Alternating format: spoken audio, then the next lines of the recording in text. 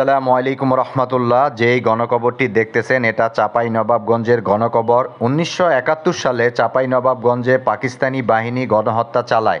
এটি বিশ্বের নজিরবিহীন গণহত্যা। 64 জেলায় গণহত্যা চালানো হয়েছিল। এর মধ্যে অন্যতম গণহত্যা চাঁপাইনবাবগঞ্জের বধ্যভূমি গণকবরের সংক্ষিপ্ত বিবরণ। স্বাধীনতার পর থেকে এখন পর্যন্ত 5,000 বধ্যভূমির সন্ধান পাওয়া গেছে। চাঁপাইনবাবগঞ্জে যেই 13টি গণকবর পাওয়া যায় এর মধ্যে রেহাইনচর বধ্যভূমি গণকবর, শ্মশানঘাট, বারোঘটিয়া, রহনপুর নদীর পার, গোমস্তাপুর, ইপিআর ক্যাম্প, বোয়ালিয়া, কাশিমপুর, দোপসিয়া গ্রাম, কালুপুর, পোড়াগ্রাম, সর্বশেষ সোনা মসজিদ গণকবর।